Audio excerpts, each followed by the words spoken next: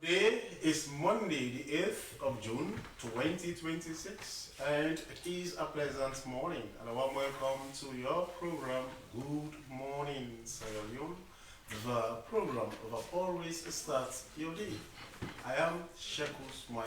And I am Esther Sako. Our quote of the day is from English poet Walter Savage, Lando, and it says, kindness in ourselves is the only that blunts the sting of unkindness in another. Well, I'm coming up in this edition of the program Good Morning, Sierra Leone. Former Speaker of the House of Parliament, Justice Strong, passes on. PPRC publishes the Constitution, rules and regulations of the Liberation People's Party in the Government Gazette. Also, in this edition of the program Good Morning, Sierra Leone, President of the Sierra Leone Association of Journalists, Sludge appeals or speaks on the upcoming 2026 annual general meeting. And the Ministry of Public Administration and Political Affairs conclude regional consultations and training sessions in the regions to strengthen the capacity within Sierra Leone's public sector. All these stories will be slashed in the next 55 minutes of the program. You can be part of the program by sending your text message to the number displayed on your screen or send your comments on our Facebook page at slbc.sl. The program is Good Morning Sierra Leone live on the Sierra Leone Broadcasting Corporation. Stay with us.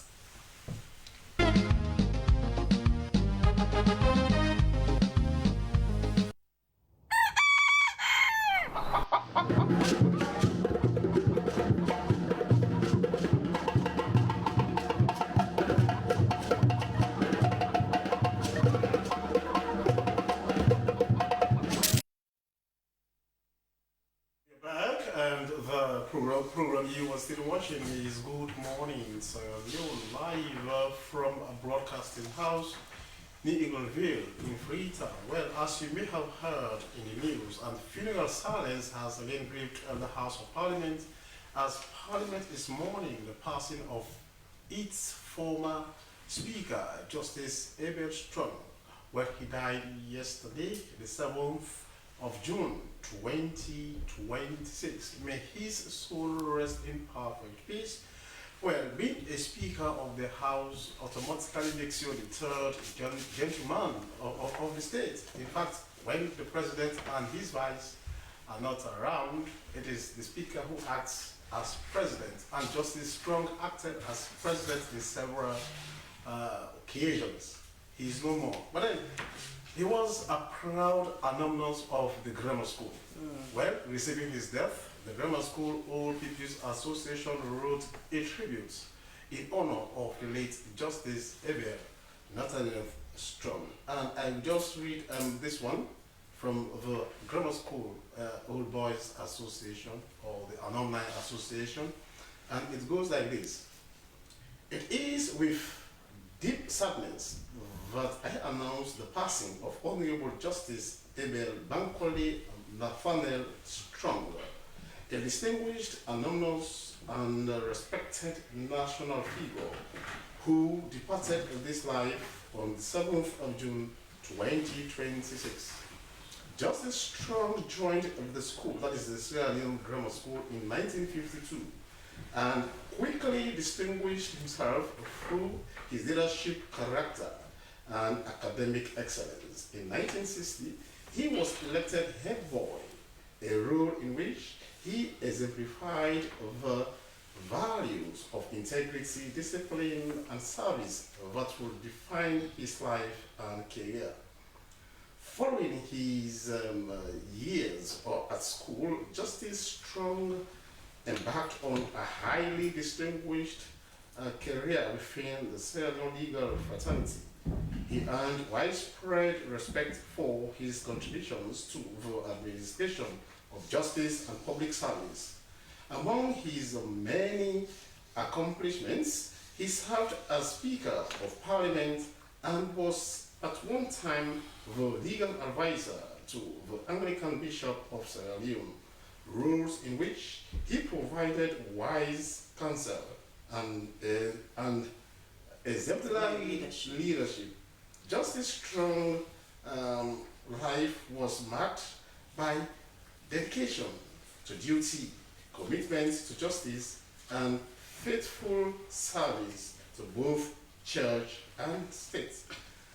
These are some of the fond memories of the late Justice Abel Strong, who passed away yesterday.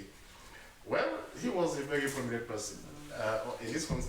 Imagine he was the Speaker of the House, and being the Speaker, you are the third gentleman. You know, in the absence of the President and Vice President, the Speaker automatically becomes the acting President. And Justice Strong served in that role.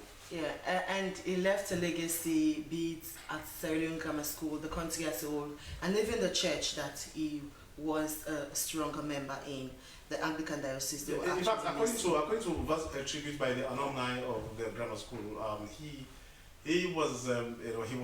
became a head boy. You know what that means. You know, being a head boy for grammar school, a school that is known for academic excellence. And so he played his role as a Sierra Leonean, and the church. He was also a legal advisor to the bishop of the Anglican Church in Sierra Leone. So we extend our condolences to the family, friends, and colleagues that will miss him, and we pray his soul rest in perfect peace. Yes, indeed. May his soul rest in perfect peace. However, we continue with the program. Okay. So it's now time for us to usher in a guest. The Political Party Regulation Commission of Sierra Leone has published the Constitution, Rules and Regulations of the Liberation's People's Party in the Government Gazette. Pursuant to Section 23 of the Political Party Act of 2022, Act number 25 of 2022, this publication initiates the statutory 30-day public review and objection period. The period commenced on Friday the 5th of June 2026 and will end on Saturday 4th July 2026. Well, in the studio we have the Senior Outreach Officer, PPRC, Eugene Momo. Good morning, welcome to the program. Good morning, SLBC, and good morning to viewers. Okay, so would you put into context so our viewers can understand the relevance of you putting the LLP's rules, constitutional rules and regulation into the Gazette? Thank you very much. Registration of political parties is one of our mandates as a commission, as enshrined in Section 34 of the Constitution of Sierra Leone, Act number 6 of 1991, and the Political Parties Act number 25 of 2022. That's one of our mandates to register political parties. And there are processes when it comes to registering political parties, as mentioned in Section 21 of the PPRC Act.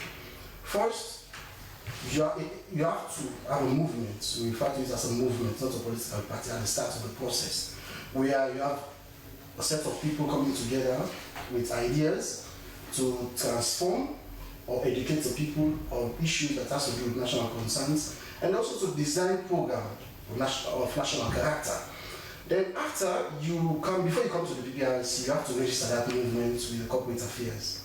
After you've registered the movement and you have the certificate, then you come to the commission, and this is what you need to bring to the commission. First, you have to present 3 copies of your constitution and the rules and regulation. And the constitution of the movement should be in line with our national constitution. And also the rules and regulation serves as a backup, as a support to the constitution, because before now, chairman and leaders of these political parties do take advantage. They decide when elections should go on, they decide where elections should be held, and also when and how the process should be. So the rules and regulations define on how the process should be. So you have to submit to us your rules and regulations and also your constitution, and you have to present to the commission a proof of membership in all over the country, FBC, not less than 50 members. And you should also have a proof of evidence, their names, addresses, phone numbers, their NIN number, and also their ID card you have to present to the commission each of those members their ID cards. And also, you have to have an office space in every region across the country, provincial and headquarter towns across the country with a 5-year lease agreement or proof of ownership. Because before now, there are instances where people that give their office, their houses or their space to political parties, at the end of the day, I mean, we drive those political parties away because they do not achieve their interest. Whereby some will say, okay, I want to be the flag bearer, I want to be the flag bearer of this party. So at the end of the day, the party refused, to honor him his or her request then. So for that reason, you have to register those offices and also proof of ownership.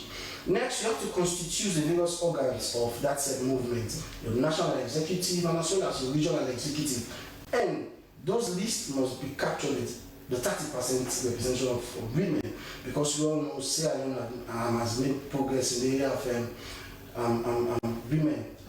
So you have to capture not less than 30, it can be more than 30%, but not less than 30%. And also you have to present the family members, list of your family members. After you submitted those documents, you have to go through them, do a background check. Then at the end of the day, we gazette your rules, your constitution and the rules and the regulation. The reason for the gazette is the moment you show interest in registering a political party, that entity is no longer a personal entity but the public. So during those periods, it's an opportunity for the public to go and look at your constitution and rules and regulations. What are the ideologies? I mean, what is the mandate? What is the vision of this movement? So that's the time the public and also members of that movement will go and look. If there are issues or things this movement needs to change, then you can do a petition and submit it to the commission. So I want to use this opportunity to inform the public that we've already gazetted 3 movements. We have the Humble African Development Movement. We gazetted them on the 11th of June, and the period will elapse on the 9th. May, and the period will elapse on the 9th of June. And also for social rescue movements also, and the Liberation of People's Movement. So these are periods we allow the public to scrutinize, to look at these movements. So at the end of the after the 30 days period, if we received any petition from the public, we then send those petitions to the leadership of those movements and we give them time of 2 weeks period to look at those petitions and respond to the petitioners. So after they respond to those petitions, we send them to the petitioners, and if they're okay with whatever response they receive, then we can go ahead to the next stage. If they're not, then we'll set a date where we'll call the leadership of those movements and the petitioners, and we'll do a hearing, we'll listen to their concerns, and then we'll put out a ruling as a commission. Then after we put out those rulings, we then gazette.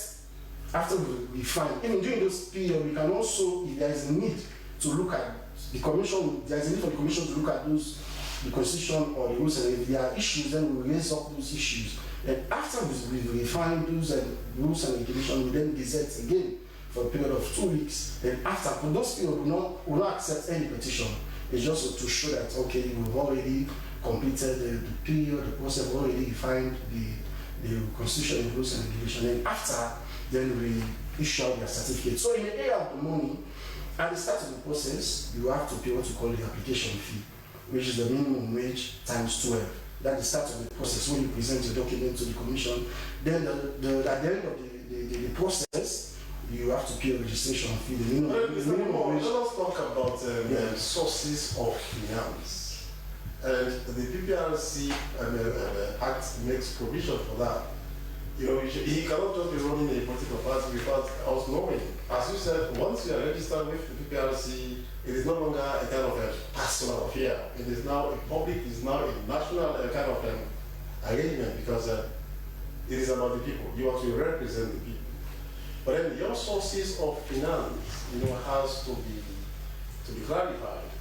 So how do you go about that? So it needs your mandate to ensure it happens. Yeah, so we already have the Finance Act for political parties. It's currently in Parliament. They're discussing, they're debating on that document, and after then we'll have a guide on how political parties get their funding. But again, it's also a concern to look at those, at the way they receive their funds, their source of fund, because it's part of the process for political parties to take part in an election. You have to present to the commission your yearly audited financial statement every May, and also you have to declare your assets and liabilities before the election process. So it's all part of the process, for political parties. Because the risk, Mr. Mo, is that the world we are living in, as president, people come with money, and their intention is to actually launder that money. And in the process, they get themselves involved in activities, for it to appear as if it is clean money. And if probably the sources of those incomes are not carefully, determined, so it becomes a problem. So that's the reason why, before we register a movement, we do a background check to know whether you have ulterior motive or different intention. Against your already ideas, forming a political party. We'll do a background check. And also from time to time, we also do a background check on these political parties to know how the source of their fundings and also their operations. Because our concern is not just only on how they operate as political parties, but also to check also their source of funding, because it's also a concern for the commission. So yes, we do check on how these political parties get their funds. Okay. So once that is done, yes, that we come back to you and ask you more questions as to how you actually ensure that, because as a political party, you should have a national face. That also is something that has been carefully observed. And now there are certain political parties without a national face. And now we have 17 registered political parties. Yes, and now we are adding more to the number. Yes, so yes, the statutory instruments that govern our operations and also that clearly state our mandates, the Constitution of Sierra Leone and also the PPRC Act, did not give a specific number of political parties that should exist in the country. In fact, Section 12(2)(d) of the PPRC Act state that we as a commission should promote political pluralism.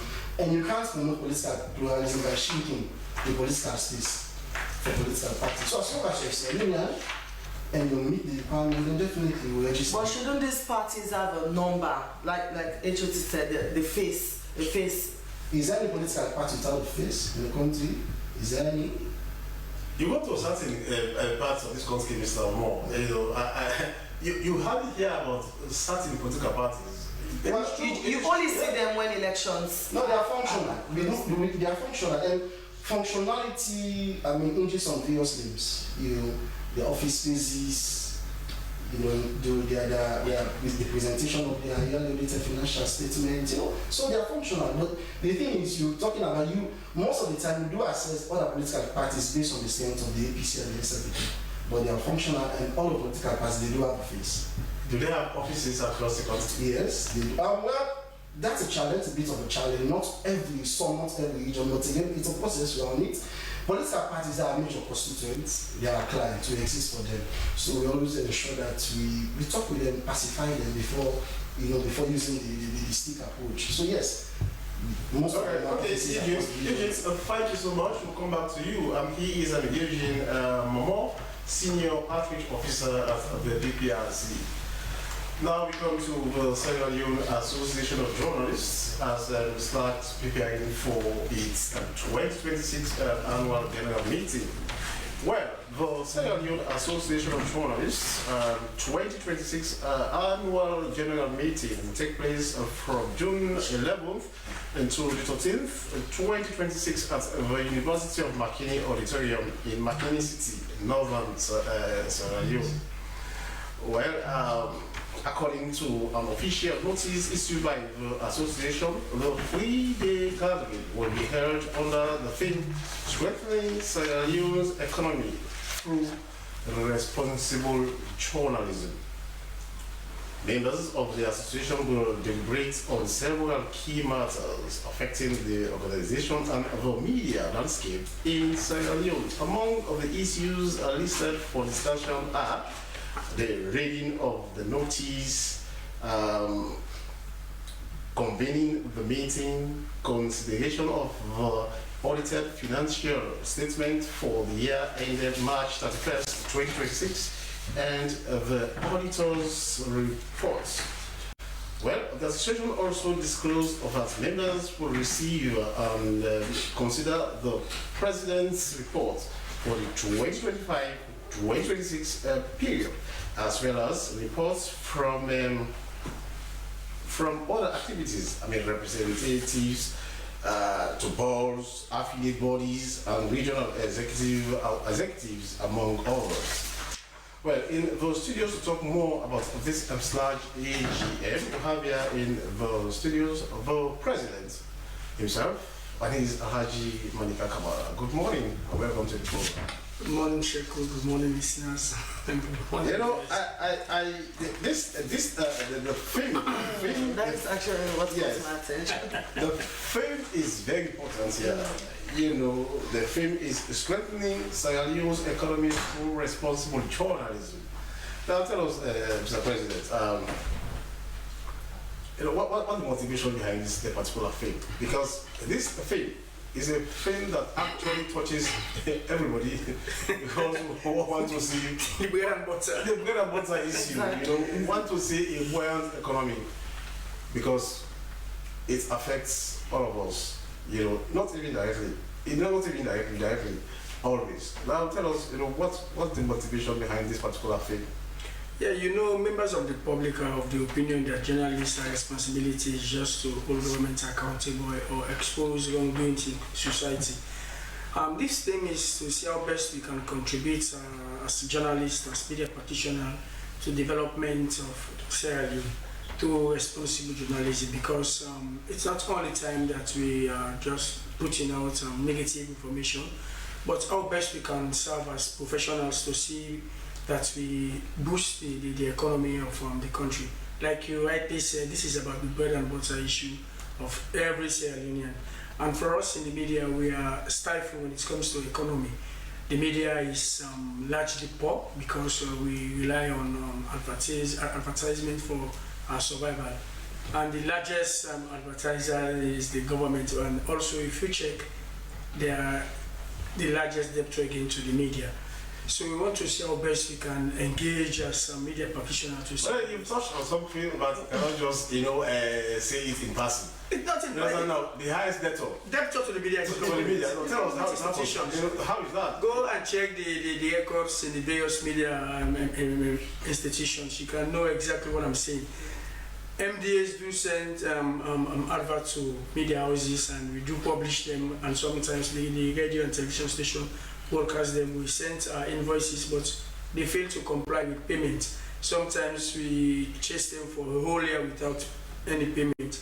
It's not a secret that government is the biggest debtor to the media when it comes to But at the same time, the government is talking about, I remember when this government came, there was a media investment conference at the Bitubani Conference Hall. Yes, in 2022. Recommendations were made, media viability. Yes. The essence was to actually address the issue of media poverty and poverty in the media. So if they now become the highest debtors, then it is a concern. It's not now become, it's always. It has always now been. The issue of this media investment conference that was held in 2022, yes, one of the outcome of that investment conference was the National Fund for Public Interest Media that seeks to promote public interest journalism in the country.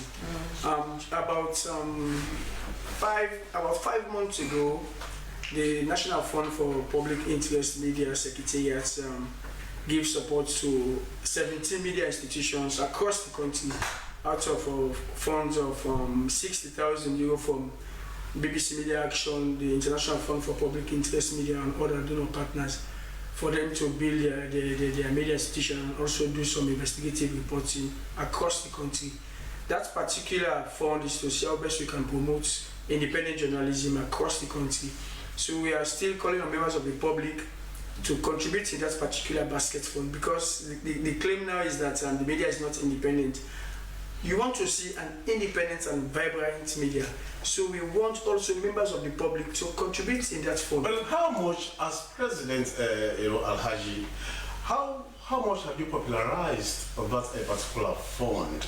Because it seems as though much noise is not made. You know, the media promotes other people, other institutions, but when it comes to promoting ourselves, it becomes a challenge. So how much have you popularized that particular fund? As an executive and together with our media partners, we've done our best. And whenever we have the platform, we inform members of the public about that particular fund. It's not easy, like you said. Most times we do advocate for other people. When it comes to our own issue, we always shy away. But whenever we have the platform, we do give information to members of the public relating to that particular fund to see how best we can support independent media in this country. Also, we are also calling on the government for them to provide their counterpart funding. Initially, when we started this, in fact, it was the idea of the government.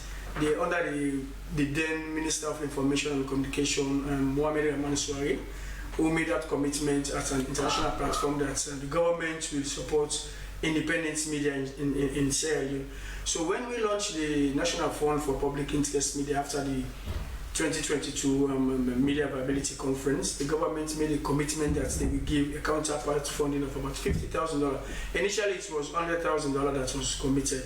But since they made that commitment till date, we are yet to receive that money. And our international partners have also said that until government provide that counterpart funding, they will not provide additional funds. So how is government going to fund independent media when the media is an institution that hold the government accountable when they do go the wrong way?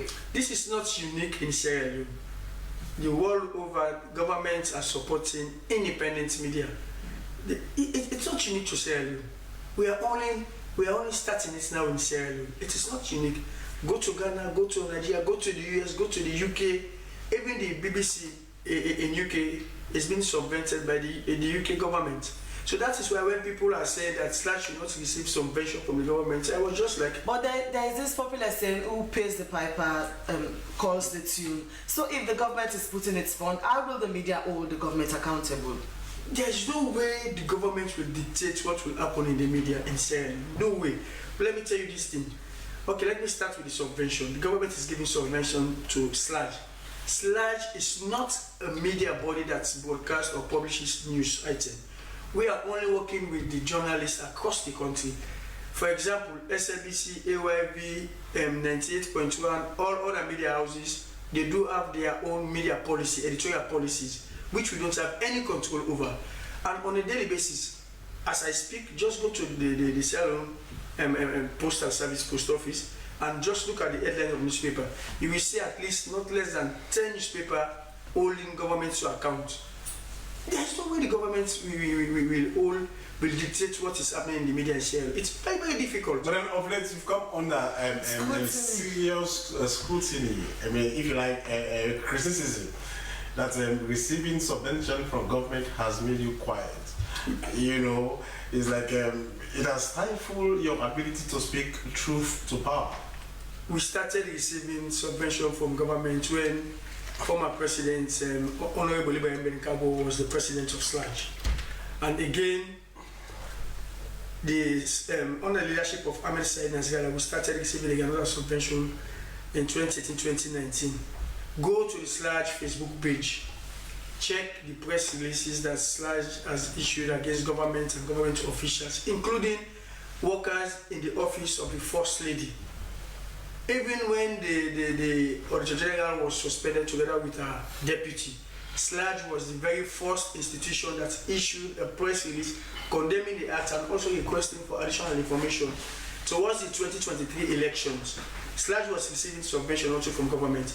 The candidate for the government, the Miriam candidate for government, as at then, made a statement in the mosque.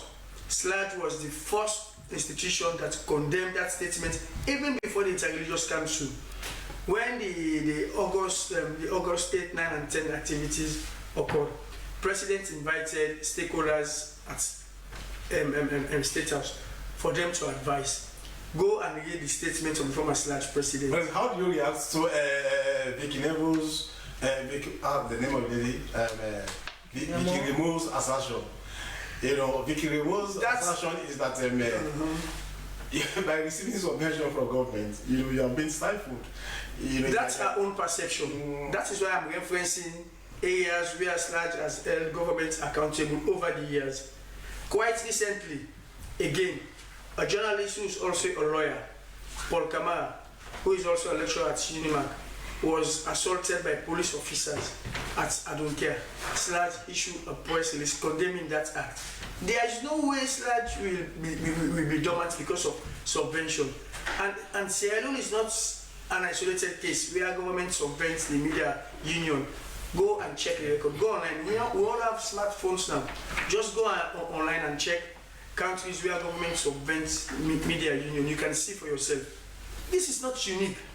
We've been holding government to account since Sludge was established in 1971 to date. We are all journalists. Please fact check what I'm saying. No, what I'm saying, this is not coming from me. No, it's not coming from. We are also trying to educate members of the public. Now we are here at times to play the role of This is. I know you must have heard. It is just a reminder that this is the optics, and there are times you don't just neglect optics. Considering the kind optics, the thing is that that is the perception. People perceive that by receiving subvention, I know it is happening in other countries. For example, the DG of the BBC is one of the highest paid, public servants in the UK, and the BBC is highly subvented. That we know for sure. But then you cannot look at the enlightenment of the population over there and the one we have here. So these are two different kind of. No, yes. The problem is here, people want to politicize everything, which is very unfortunate for us. That's why I'm saying, in fact, the subvention we are talking about, the 2026 subvention we are talking about, since President Julius Maada Bio made the pronouncements on the 5th of December 2025, to date, we are yet to receive the 2026 subvention. It's now 6 months, but Sludge is still surviving. And besides, if there is anything against any journalist in this country, any public officials attack or threaten any journalist in this country, Sludge will condemn that particular issue. The issue that I was explaining about Paul Kamara, the last time I had a discussion with the AG, they are planning to charge that matter to court, because most times when they assault or threaten journalists, they will just go and beg behind the scene and then the matters is resolved. But this time I want to set a precedent that there should not be impunity to all those things. If you threaten or you assault any journalist, justice must take its course. This issue of subvention, we've been explaining it since 2018. Every year, once we receive the subvention, Sludge is the very first institution that will issue out press release, not only to our members, but also informing members of the public that we receive this amount of money from government. And when we go to our annual general meeting, we also display the budget that we presented to the government for the subvention and how the money is being utilized. The money is not for me, the president, or the executive members. We are all 100% volunteers. The money is for part of the running of Sludge, our affiliate bodies, our committees, and our regional bodies. We distributed this money to all those bodies, not media houses. Okay. No media house is benefiting from that subvention. We are not giving a dime to any media house or any journalist. Okay, so President, there are lots of issues affecting the media space. You can agree with me, be it funding, harassment by media owners towards female journalists, and also the Cybersecurity Act. So how will this AGM speak to some of these issues that I've mentioned? Yes, we do have panel discussions around various topics, and one of them is the reporting mechanism on sexual harassment. Recently, women in media received support from BBC Media Action on setting up a reporting mechanism for them to be receiving complaints from female journalists across the country on cases of such.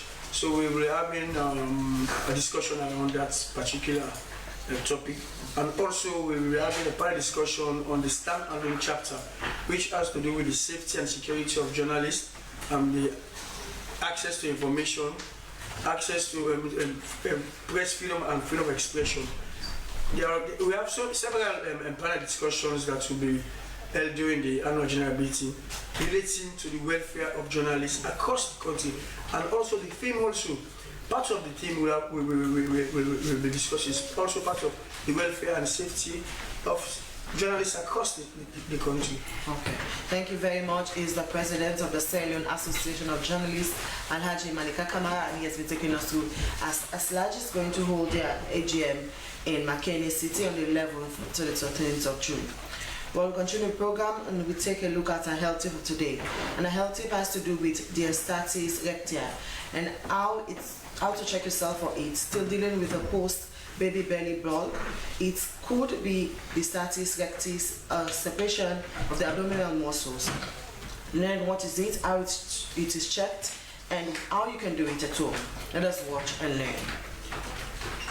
Have you noticed a soft bulge or gap running down the middle of your stomach months after pregnancy? It might be diastasis recti, a common condition where your abdominal muscles separate and don't come back together after pregnancy. During pregnancy, your growing uterus stretches your rectus abdominis muscles, which run down the front of your stomach. These are your six-pack muscles, which are separated by a band of connective tissue called the linea alba. As your belly expands, that band can get thin and pull apart. It doesn't always bounce back after you've given birth, which can leave a gap between your abdominal muscles. Diastasis recti isn't dangerous, but it can cause low back pain, poor posture, and a belly bulge that just won't go away. Signs of diastasis recti include coning or doming when you contract your abs, core weakness or back strain during everyday tasks, and a soft or jelly-like texture at the midline. Sometimes, diastasis recti is also accompanied by an umbilical hernia. This will look like your belly button has been stretched out, and it won't come back together on its own. You can do a simple self-check for diastasis recti at home. To start, lie on your back with your knees bent, with your feet flat on the floor. Lift your shoulders slightly like you're starting a gentle sit-up. Place one hand behind your head for support.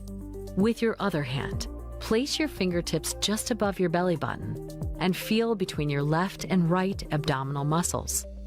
If you can feel a gap of 2 or more finger widths, it's a good idea to talk with your healthcare provider. They can confirm whether it's diastasis recti and help guide your next steps. From there, your best bet is to work with a physical therapist who's trained in postpartum recovery. They'll guide you through safe, effective movements that rebuild your core strength over time. Diastasis recti can't always be resolved, which means your ab muscles may not ever fully reconnect. But the right exercises can help you strengthen your core so you don't experience pain from it. In some cases, diastasis recti can be fixed by surgery. And if you are also diagnosed with an umbilical hernia, that can be corrected with surgery too. But they'll only offer this option if you're done having children. Otherwise, diastasis recti will come back after future pregnancies. Even if it's been years since your last baby, it's never too late to address diastasis recti. Your doctor can help you figure out how to manage this condition and start to heal.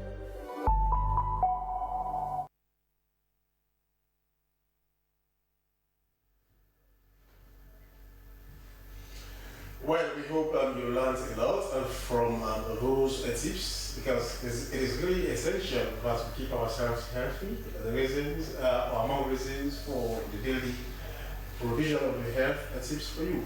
However, the program Good Morning with Leone continues. Now let us talk about the public service.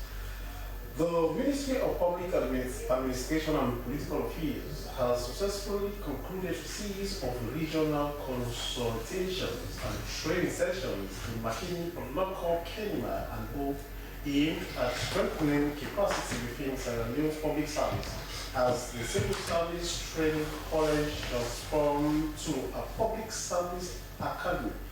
The nationwide exercise was organized to introduce, train, and validate a newly designed training curriculum developed to meet the evolving needs of the Sierra Leone public service.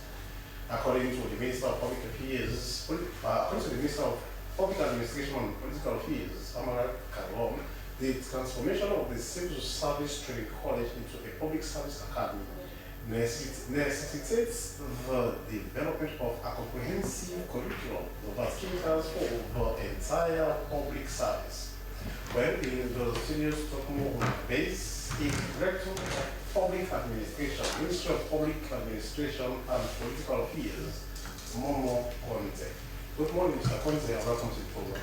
Good morning, Shekwa. Good morning, viewers and listeners. I'm Momo Conte from the Ministry of Public Administration and Political Affairs. Okay, Momo. Now tell us about these consultations and also the transformation of the Civil Service Training College to now the Civil Service Training College. Transform it from, it is not an academy in a way. So tell us, let us start with the consultation across the concept. How did we go? Yes, thank you very much, Sheku. The Ministry of Public Administration and Political Affairs is new by nomenclature. It only comes in 2023 after the elections, you know, when the president in his 5 big game changers. One of these big game changers is to transform the public service architecture. So with this, we have the change of nomenclature from Minister of Political and Public Affairs to the Minister of Public Administration and Political Affairs. So in these 5 big game changers, transforming the public service architecture is very key. If we can look into the manifesto of the president, this pillar, which is pillar 4, falls on pillar 4 in the manifesto. But in the medium-term national development plan, it's transited to pillar 5. Why pillar 5? As per the Minister of Planning and Economic Development, transforming the public service architecture is the big elephant in the room. Meaning, if all other 4 pillars or changes are to survive, it depends on the transformation of the public service architecture, because this one deals with the personnel of the public service. So in the medium-term national development plan, in this pillar, we have, in this change, we have 6 pillars. One of the pillars has to deal with public sector management and coordination, where the ministry has its mandate. Another one has to deal with public sector management and manpower planning. So the manpower planning talks about the, how we capacitate public servants. So with this, in the medium-term national development plan, we have 19 key policy targets, as well as our strategic roadmap, we have 21. So one of the key policy targets is to transit or transform the Civil Service Training College into the Public Service Academy. So with this currently, as we know, we have an already existing, Civil Service Training College for civil servants. So this college only caters, for civil servants, and it's one of the oldest college, in the history of this country. So in this transformation, in the key policy target, which is to transform the Civil Service Training College into a Public Service Academy, the Honorable Minister met with an outfit, one of the sub-organizations, of the United Nations, which is IDEP, Institute of Economic Development and Planning. This institution serves as capacity building, institution for the public service in the United Nations. So the minister met with them and presented these key policy targets in the transformation of the public service, architecture. So they bought the idea, they said they too want to be part of this transformation. So where we are to start is to first conduct a management and functional review of the current civil service in the college to fill the gap for it to fit, to the Public Service Academy. So the management and functional review has been completed with a transitional roadmap on how we can transit, the civil service in college into the Public Service Academy. Okay. Now, there's something that we have to, this has been a concern to many, the public service and the civil service. Is there any difference? If the answer is yes, then what is the difference? Yeah, there are differences between the public service and civil service. But for the basic understanding, the variation is the recruitment process. Okay. For the civil servants, we have two institutions. If you go through those institutions, you are a civil servant. We have the Human Resource Management Office, which is HRMO. HRMO recruits staff from grade 1 to 5. Then we have the Public Service Commission. They recruit staff from grade 6 and above. So if you go to these institutions, you are a civil servant. But for the other public sector institutions, like we have the military, the police, other security sectors, the PPRC, the ECSL, these are institutions that they recruit their own staff. For instance, if PPRC wants staff, we assume they need officers, which are grade 7 for the service. So they do their own recruitment. But in this recruitment, they make sure on the recruitment process, they have representatives from these two institutions. Because as per the Constitution, it is the Public Service Commission, that have the mandate of recruitment. So for the whole public service, every public servant that receives your salary from the consolidated fund, you are a public servant. So meaning all civil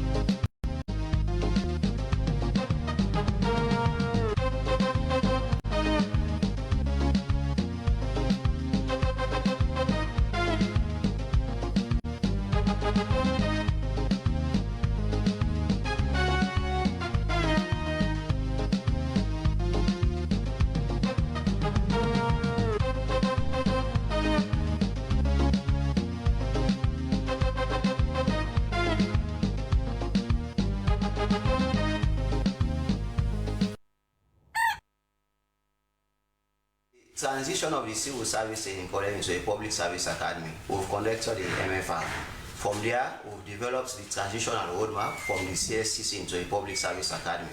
So the ministry is currently working with the European Union. The European Union has a basket fund that's referred to as the civil service reform. So with the civil service reform, there is one activity that they will fund that has to deal with developing a curriculum. So in developing this curriculum, the ministry, in partnership with the European Union, hired a consultant who is a well-renowned person and the current vice chancellor of the Institute of Public Administration and Management, which is IPAM, Professor Lako. So now the documents have been developed based on several consultations in Freetown with key stakeholders. So now the document is complete. But with this one, the consultants also advise it will be better for us to move around the regions, to have trainings of this curriculum to our colleagues, public servants in the region. So this training will be something like telling them what is the content, of this curriculum. That's why we are visiting, because the program is still ongoing. Okay. We are visiting the regions, to teach our colleagues, public servants, what is the content, of this curriculum. So with this, we can see that it is this curriculum that will lay the base or the foundation, for the Public Service Academy. Okay. So it's an academy that we have to construct. So as I'm talking to you, the ministry, in partnership with the Minister of Lands, has already apportioned, 100 acres of land for the construction, of this academy.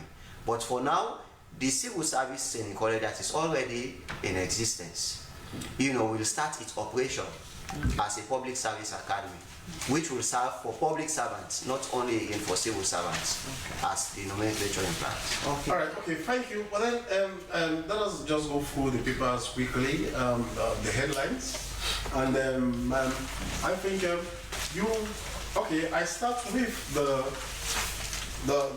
Salon Times, and Salon Times says Parliament probes CTC mining company, demands names of subcontractors. Mother acts for climate justice, raises concern over plastic pollution.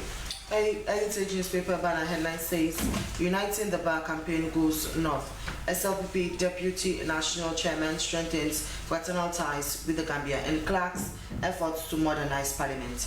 These stories and many more you can find on the Heritage newspaper. Now, on the Africa 24 newspaper, harassment, frontline defenders raise alarm. Fans dismay over foreign coach appointments. SRSA mobile licensing vehicle in Parliament. LME to launch 24-hour talent show. These and more in the Africa 24 newspaper. Pyramid newspaper banner headline says deforestation threatens Freetown water supply. President Bill backs NSA new boss. And Bond Matsu Road due December 2026. These stories and many more you can find on the Pyramid newspaper. Now the Calabash says Mohinda Ba Singh. Vice President inspects ongoing or the additional classrooms construction project in Poloko district. All these are more in the Calabash newspaper. My final pick in the Standard Times newspaper and the banner headline says transparency must prevail. When will the SEC release the second report? First Bank Sierra Leone Bhutan Alliance for National Transformation and Parliament approves Ahmed Sebon Kano and others. These stories and more you can find on the Standard Times newspaper. But viewers must quickly know that these headlines read out does not reflect the views of the SLBC, or we are merely reviewing them. Well, we'll come back to the studio as the Sierra Leone Football Association has officially announced the appointment of French national Didier Gomez da Rosa as new head coach of Sierra Leone national football team, Leone Stars. The appointment marks the beginning of a new era for Sierra Leone football as the Football Association looks to strengthen the national team and enhance its competitiveness on the continental and international stage. According to the SLFA, coach Didier Gomez da Rosa brings with him a wealth of international coaching experience, having managed clubs and national teams across Africa and Asia.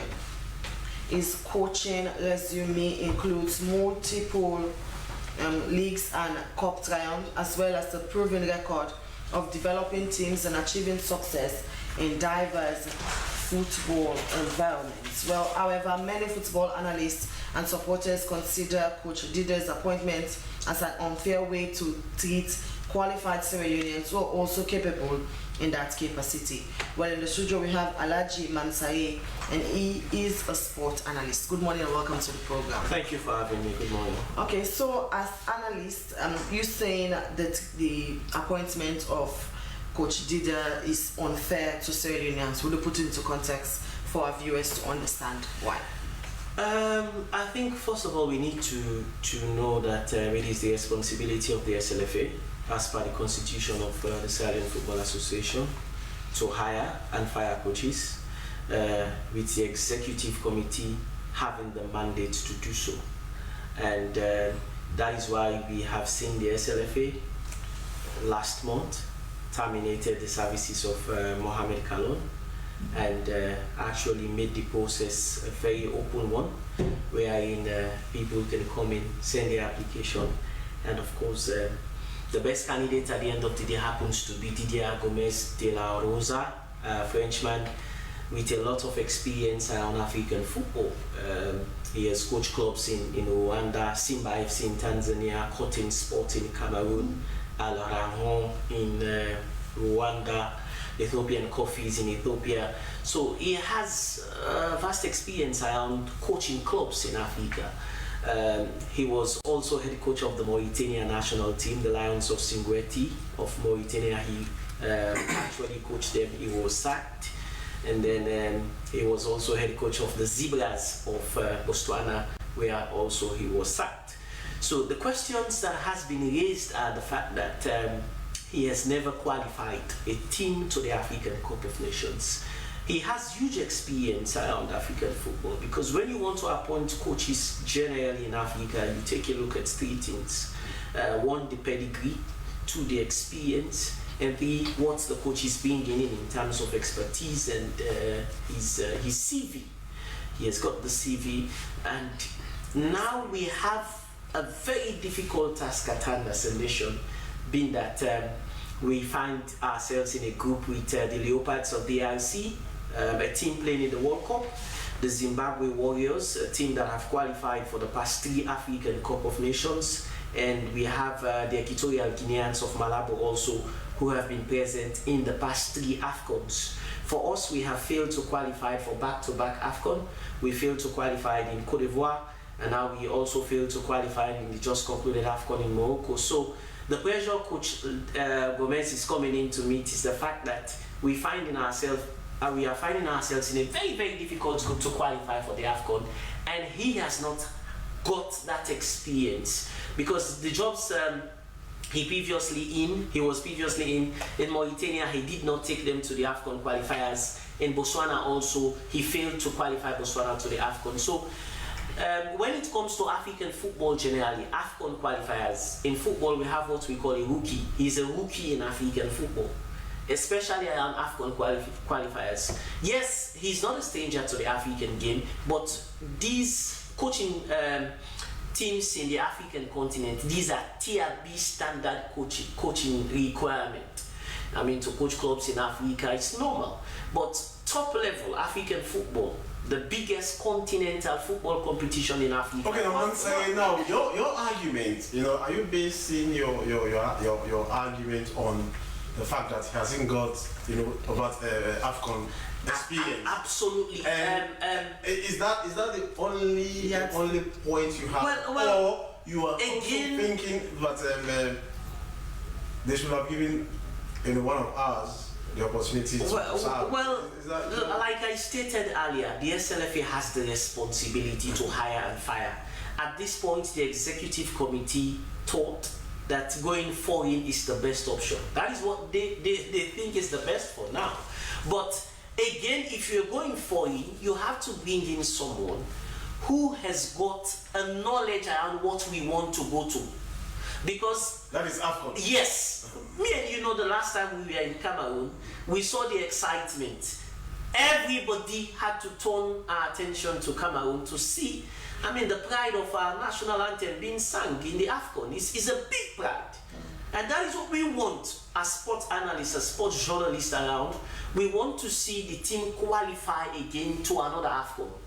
And this man coming in now, the previous 2 jobs he was taking, as head coach of Mauritania, the Lions of Mauritania, he did not do the job for them. He was fired.